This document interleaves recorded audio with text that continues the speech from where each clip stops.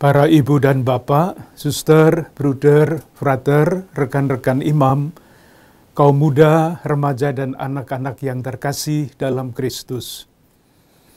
Pada hari Rabu Abu 5 Maret nanti, kita akan memasuki masa Prapaskah, masa yang disediakan secara khusus untuk membaharui diri dalam dinamika semakin mengasihi, semakin peduli, semakin bersaksi.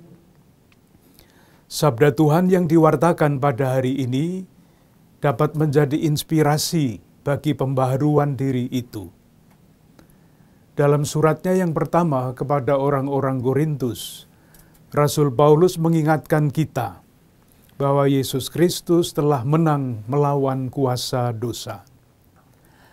Atas dasar keyakinan iman ini, kita dinasehati supaya tetap berdiri teguh, tidak goyah, giat selalu dalam pekerjaan Tuhan, sebab dalam persekutuan dengan Tuhan, jerih payah kita tidak sia-sia. Selanjutnya, melalui Injil Lukas, Tuhan Yesus mengingatkan kita akan pentingnya mawas diri dan tidak mudah melihat kekurangan orang lain. Kita juga dinasehati agar selalu sadar akan kelemahan diri kita.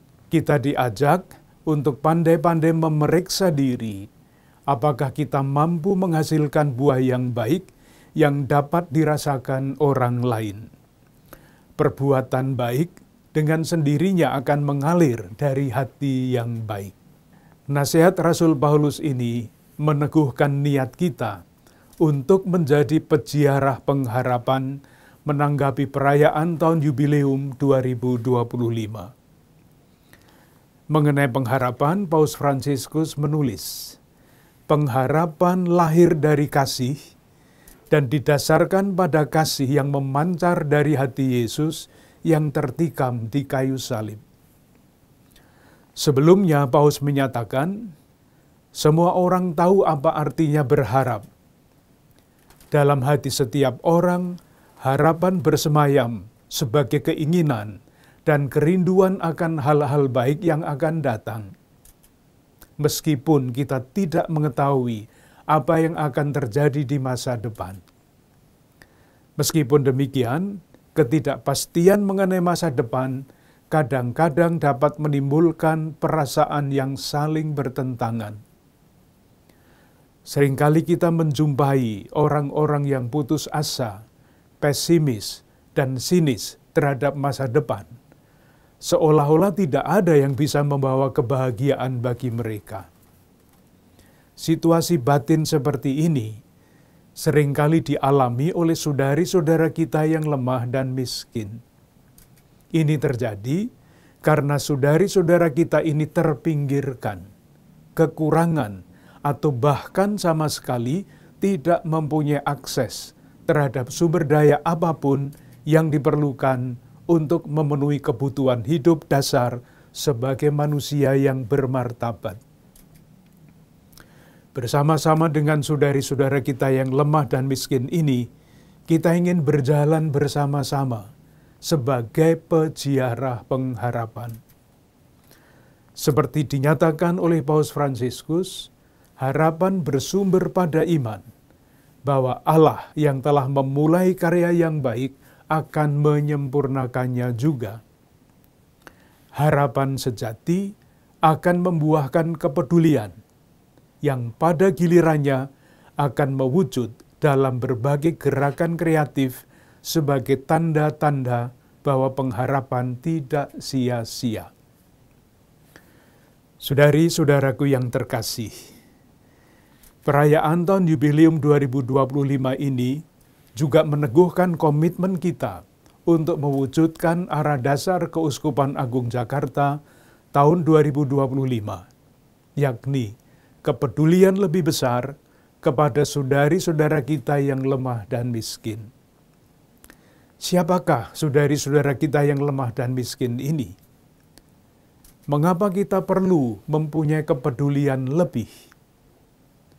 Orang yang paling miskin dan lemah pada masa Perjanjian Baru adalah orang-orang yang kehilangan segalanya. baik akses kebutuhan ekonomi maupun kehilangan keluarga dan dukungan sosial. Ia biasanya menjadi gelandangan, dianggap sebagai orang asing yang tidak mempunyai akses bantuan dari anggota keluarga maupun komunitas sekitarnya. Ia terpaksa mengemis karena tidak mempunyai sumber daya apapun, terutama ladang dan anggota keluarga yang dapat membantunya. Pada zaman sekarang, orang miskin dipahami sebagai individu atau kelompok yang kekurangan sumber daya keuangan, dukungan sosial, dan kebutuhan penting lainnya untuk memenuhi standar kebutuhan hidup dasar mereka. Masih banyaknya orang miskin di sekitar kita, sebagaimana dilaporkan oleh Badan Statistik Nasional, menjadi kepedulian kita bersama. Kita bersyukur bahwa menurut Badan Statistik Nasional yang sama, angka kemiskinan cenderung menurun.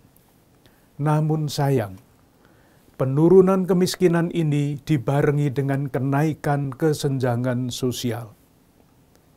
Indikator ketimpangan distribusi pendapatan justru naik, baik di wilayah daerah khusus Jakarta dan Jawa Barat, yang sebagian wilayahnya, yaitu Tangerang dan Bekasi, masuk dalam wilayah Keuskupan Agung Jakarta.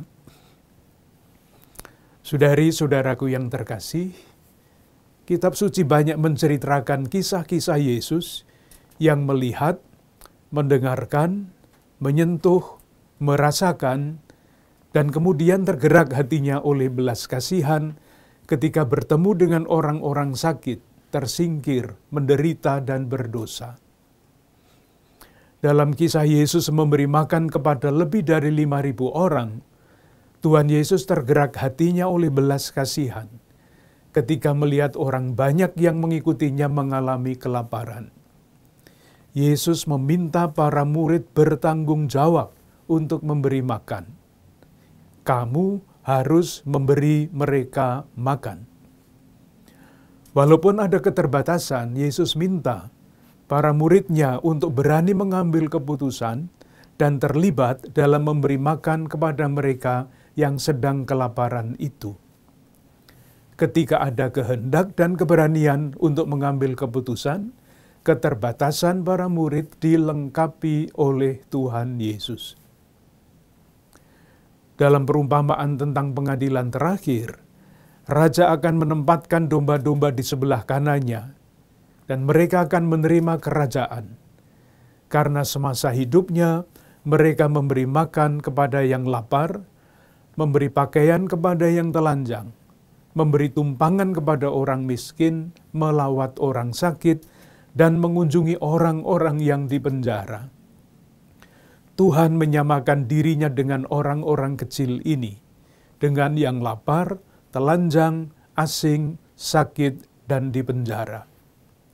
Ia berkata, "Aku berkata kepadamu, sesungguhnya segala sesuatu yang kamu lakukan untuk salah seorang dari saudaraku yang paling hina ini, kamu telah melakukannya untuk aku." Saudari-saudaraku yang terkasih, dalam kegiatan aksi puasa pembangunan nanti, hendaknya kita sampai pada penyusunan rencana dan gerakan dalam bentuk aksi nyata yang lebih transformatif dan berkelanjutan, sebagai perwujudan bela rasa untuk membantu pemberdayaan saudari-saudara kita yang lemah dan miskin. Kita berharap mampu menemukan jalan untuk mengatasi akar masalah yang dihadapi. Mengapa mereka menjadi lemah dan miskin? Harapannya, aksi kita bersama dapat mengubah hidup saudari-saudara kita ini menjadi lebih baik.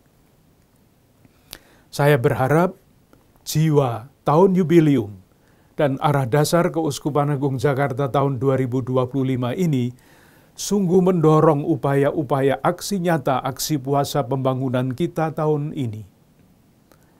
Aksi bela rasa yang berorientasi pada pemberdayaan biasanya lebih dapat membawa dampak perubahan. Upaya-upaya sebagaimana direncanakan oleh Dewan Karya Pastoral, seperti gerakan ketahanan pangan, perhatian pada asupan gizi anak melawan tengkes, mendorong berkembangnya usaha kecil, dapat menjadi salah satu cara konkret untuk menguatkan dan memberdayakan saudari-saudara kita ini. Sementara bantuan-bantuan karitatif juga perlu terus diusahakan, khususnya bagi saudara-saudari kita yang termasuk kelompok ultra mikro, artinya yang paling miskin di antara yang miskin.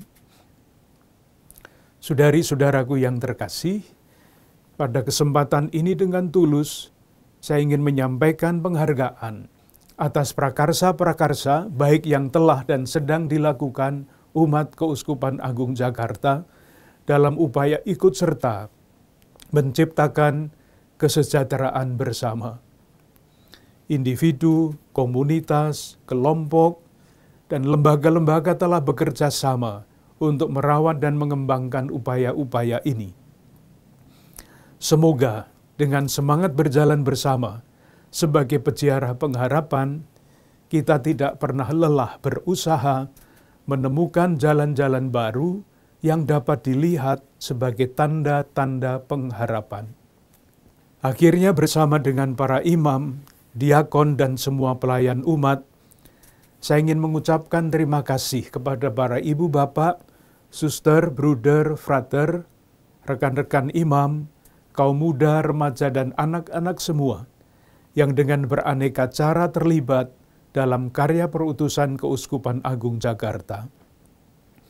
Kita berharap melalui berbagai aksi bela rasa yang kita jalankan, kita dapat terus berkontribusi untuk mewujudkan kesejahteraan bersama, wujud nyata keselamatan bagi saudari-saudara kita yang miskin, lemah, dan difabel. Salam dan berkat Tuhan untuk Anda semua, keluarga-keluarga dan komunitas Anda.